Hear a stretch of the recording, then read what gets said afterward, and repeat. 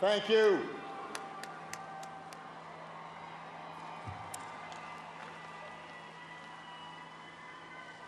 James Baldwin once wrote, "For while the tale of how we suffer and how we are delighted and how we may triumph is never new, it always must be heard." For while the tale of how we suffer and how we are delighted and how we may triumph is never new, it always must be heard. Today, as so many generations have before, we gather on our national mall to tell an essential part of our American story, one that has at times been overlooked. We come not just for today, but for all time. President and Mrs. Bush, President Clinton, Vice President Dr. Biden, Chief Justice Roberts, Secretary Skorton, Reverend Butts, distinguished guests, thank you. Thank you for your leadership in making sure this tale is told. We're here in part because of you and because of all those Americans, the Civil War vets, the civil rights foot soldiers, the champions of this effort on Capitol Hill, who for more than a century kept the dream of this museum alive. It includes our leaders from Congress, Paul Ryan, Nancy Pelosi. It includes one of my heroes, John Lewis, who, as he has so often, took the torch from those who came before him and brought us past the finish line. It includes the philanthropists and benefactors and advisory members who have so generously given not only their money but their time. It includes the Americans who offered up all the family keepsakes tucked away in Grandma's attic. And of course, it includes a man without whose vision and passion and persistence we would not be here today, Mr. Lonnie Bunch.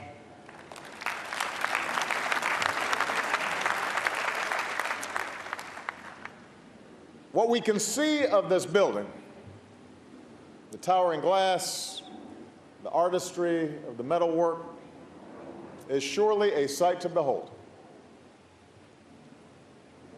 But beyond the majesty of the building, what makes this occasion so special is the larger story it contains. Below us, this building reaches down 70 feet. Its roots spreading far wider and deeper than any tree on this mall. And on its lowest level, after you walk past remnants of a slave ship, after you reflect on the immortal declaration that all men are created equal, you can see a block of stone. On top of this stone sits a historical marker, weathered by the ages. And that marker reads, "General Andrew Jackson and Henry Clay spoke from this slave block during the year 1830. I want you to think about this. Consider what this artifact tells us about history, about how it's told, and about what can be cast aside. On a stone where day after day, for years, men and women were torn from their spouse or their child, shackled and bound and bought and sold and bid like cattle on a stone worn down by the tragedy of over 1,000 bare feet. For a long time, the only thing we considered important, the singular thing we once chose to commemorate as history with a plaque, were the unmemorable speeches of two powerful men. And that block, I think, explains why this museum is so necessary. Because that same object, reframed, put in context, tells us so much more. As Americans, we rightfully passed on the tales of the giants who built this country, who led armies into battle, who waged seminal debates in the halls of Congress and the corridors of power,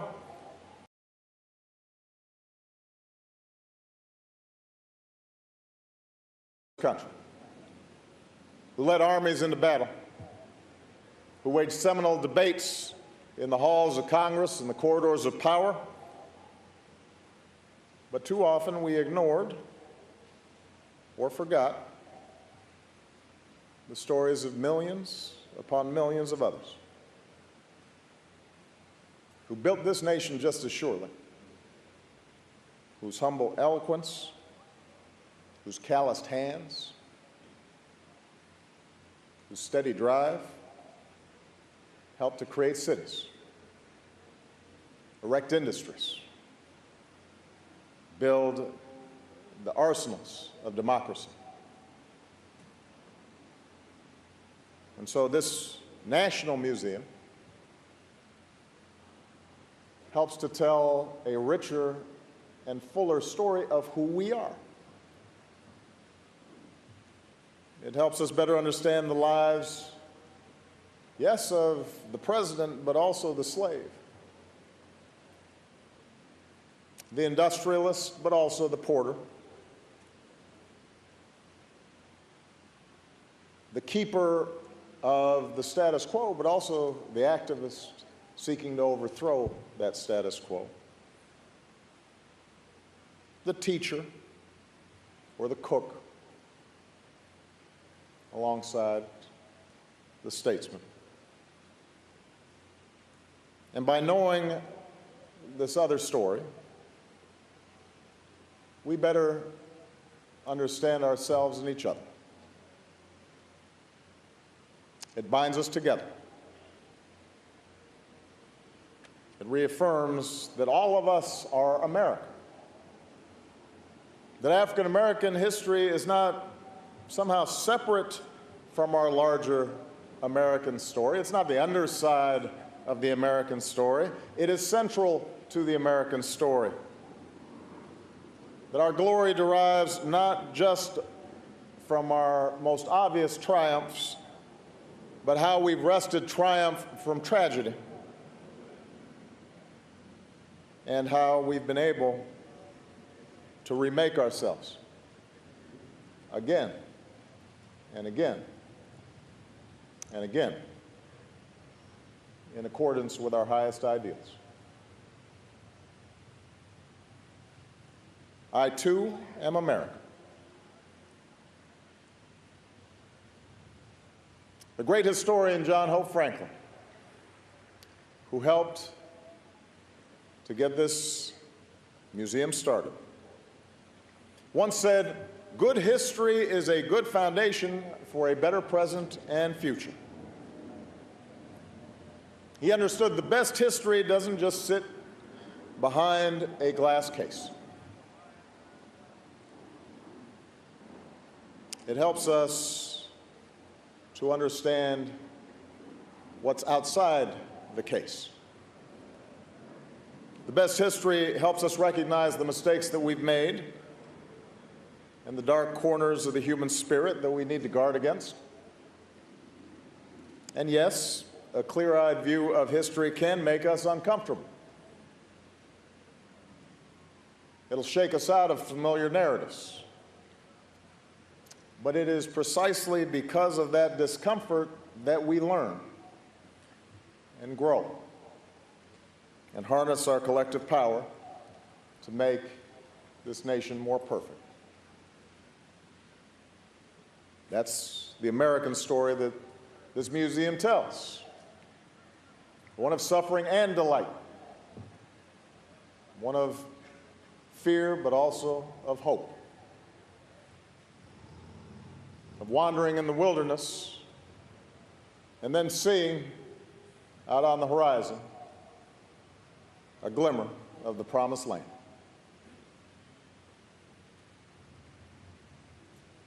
It is in this embrace of truth, as best as we can know it, in the celebration of the entire American experience,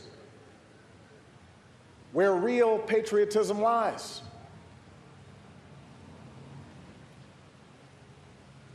As President Bush just said, a great nation doesn't shy from the truth. It strengthens us. It emboldens us. It should fortify us. It is an act of patriotism to understand where we've been. And this museum tells the story of so many patriots. Yes, African Americans have felt the cold weight of shackles and the stinging lash of the field whip, but we've also dared to run north and sing songs from Harriet Tubman's hymnal. We've buttoned up our Union blues to join the fight for our freedom. We've railed against injustice for decade upon decade, a lifetime of struggle and progress and enlightenment that we see etched in Frederick Douglass's mighty leonine gaze. Yes, this museum tells a story of people who felt the indignity, the small and large humiliations of a whites-only sign, or wept at the side of Emmett Till's coffin, or fell to their knees on shards of stained glass outside a church where 4 little girls died. But it also tells the story of the black and white youth sitting alongside each other, straight-backed, so full of dignity, on those lunch counter stools. The story of 6-year-old Ruby Bridges, pigtails, fresh pressed dress, walking that gauntlet to get to school. Tuskegee Airmen soaring the skies, not just to beat a dictator, but to reaffirm the promise of our democracy and remind us that all of us are created equal. This is the place to understand how protest and love of country don't merely coexist, but inform each other. How men can proudly win the gold for their country, but still insist on raising a black-gloved fist. How we can wear an I Can't Breathe t-shirt and still grieve for fallen police officers. Here's the America where the razor-sharp uniform of the chairman of the Joint Chiefs of Staff belongs alongside the cape of the Godfather of Soap.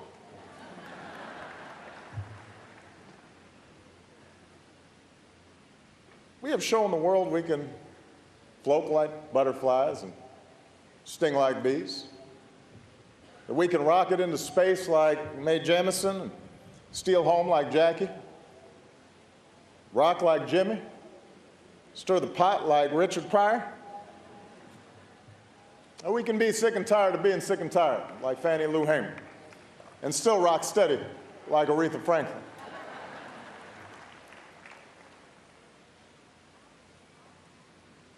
We are large, Walt Whitman told us, containing multitudes.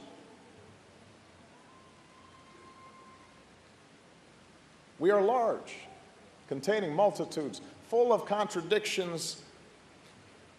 That's America.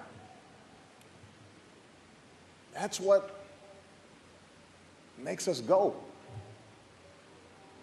That's what makes us extraordinary.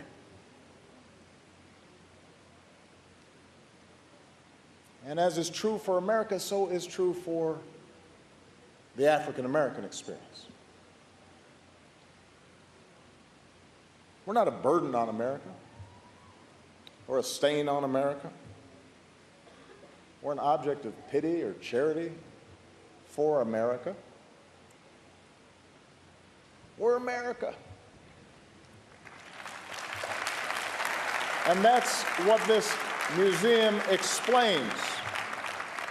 The fact that our stories have shaped every corner of our culture. The struggles for freedom that took place made our Constitution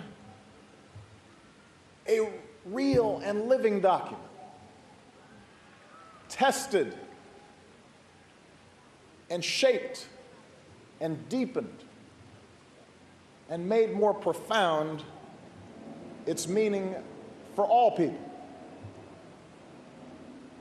The story told here doesn't just belong to Black Americans. It belongs to all Americans, for the African American experience has been shaped just as much by Europeans and Asians and Native Americans and Latinos. We have informed each other. We are polyglot, astute,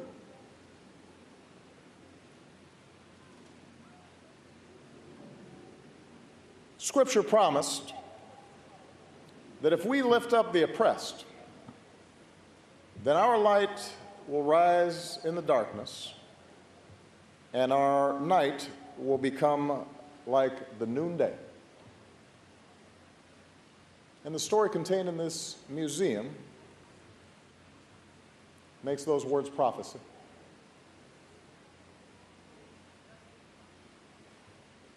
And that's what this day is about. That's what this museum's about.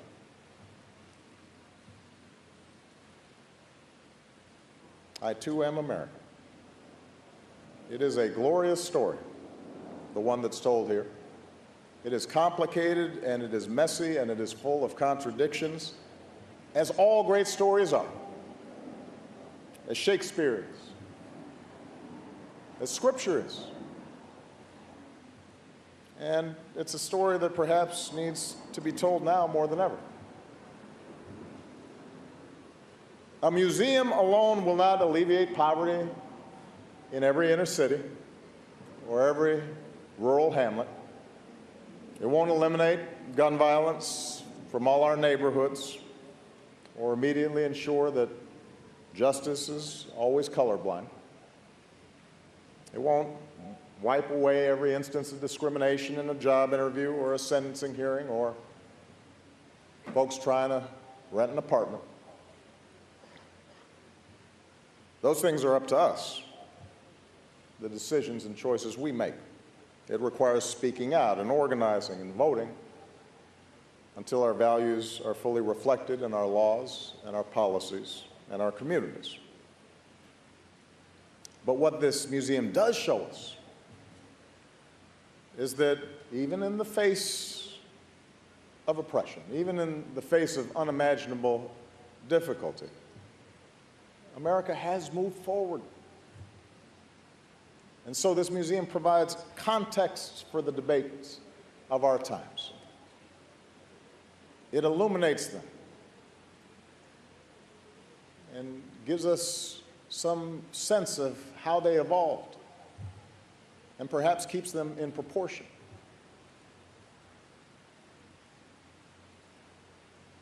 Perhaps they can help a white visitor understand the pain and anger of demonstrators in places like Ferguson and Charlotte. But it can also help Black visitors appreciate the fact that not only is this younger generation carrying on traditions of the past, but within the white communities across the nation, we see the sincerity of law enforcement officers and officials who, in fits and starts, are struggling to understand and are trying to do the right thing. It reminds us that routine discrimination and Jim Crow aren't ancient history. It's just a blink in the eye of history. It was just yesterday. And so we should not be surprised that not all the healing is done. We shouldn't despair that it's not all solved. And knowing the larger story should instead remind us just how remarkable the changes that have taken place truly are, just in my lifetime, and thereby inspire us to further progress. And so hopefully this museum can help us talk to each other, and more importantly, listen to each other, and most importantly, see each other. Black and white and Latino and Native American and Asian American. See how our stories are bound together. And bound together with women in America, and workers in America, and entrepreneurs in America, and LGBT Americans.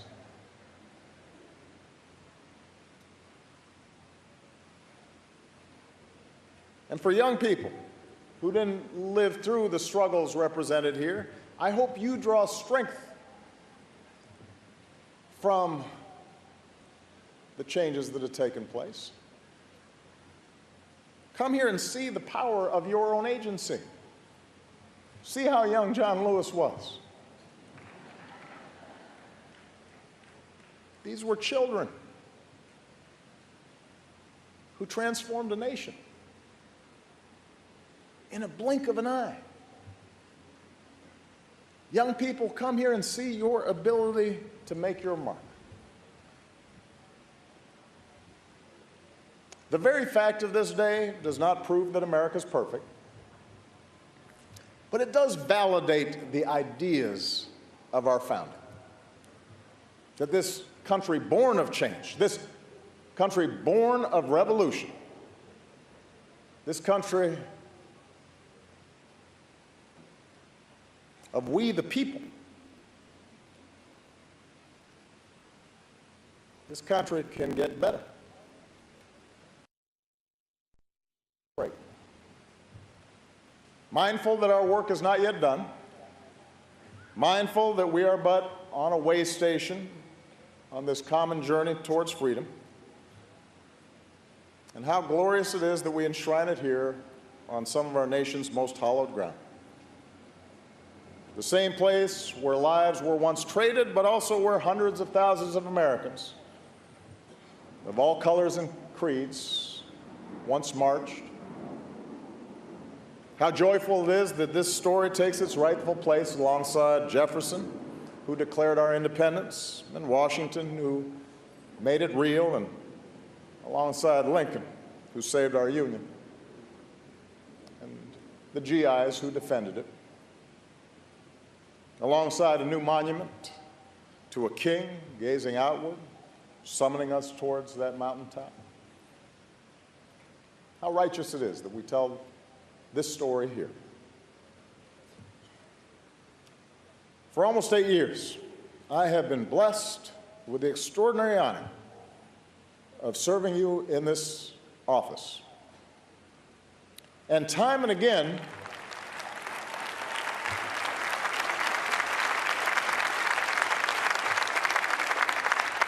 I've flown low over this mall on Marine One, often with Michelle and our daughters. And President Clinton, President Bush, Laura, they'll tell you, it is an incredible sight. You pass right across the Washington Monument. Feels like you can reach out and touch it. And at night, if you turn the other way, you don't just see the Lincoln Memorial. Old Abe is lit up, and you can see him, his spirit glowing from that building. And we don't have many trips left. But over the years, I have always been comforted as I have watched this museum rise from this earth into this remarkable tribute. Because I know that years from now, like all of you, Michelle and I will be able to come here to this museum and not just bring our kids, but hopefully our grandkids. I imagine holding a little hand to somebody and tell them the stories that are enshrined here. And in the years that follow, they'll be able to do the same. And then we'll go to the Lincoln Memorial, and we'll take a view atop the Washington Monument. And together we'll learn about ourselves as Americans, our sufferings, our delights, and our triumphs. And we'll walk away better for it.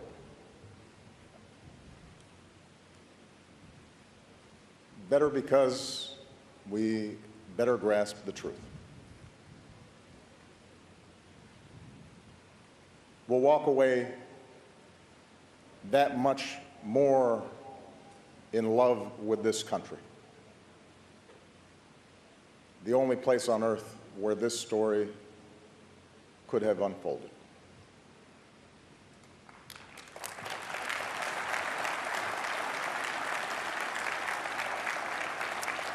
It is a monument, no less than the others on this mall, to the deep and abiding love for this country and the ideals upon which it is founded.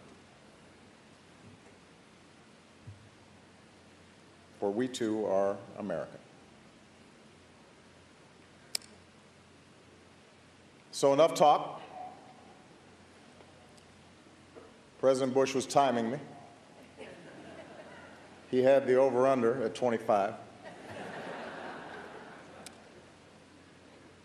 Let us now open this museum to the world. Today, we have with us a family that reflects the arc of our progress. The Bonner family.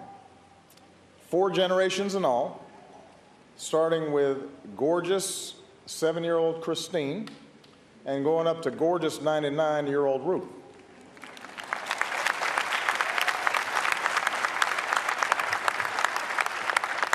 Now, Ruth's father, Elijah Odom, was born into servitude in Mississippi. He was born a slave. As a young boy, he ran, though, to his freedom. He lived through Reconstruction, and he lived through Jim Crow. But he went on to farm and graduate from medical school and gave life to the beautiful family that we see today with a spirit reflected in beautiful Christine. Free and equal in the laws of her country and in the eyes of God. So in a brief moment, their family will join us in ringing a bell from the First Baptist Church in Virginia, one of the oldest black churches in America, founded under a grove of trees in 1776. And the sound of this bell will be echoed by others in houses of worship and town squares all across this country. An echo of the ringing of bells that signaled emancipation more than a century and a half ago. The sound and the anthem of American freedom. God bless you. God bless the United States of America.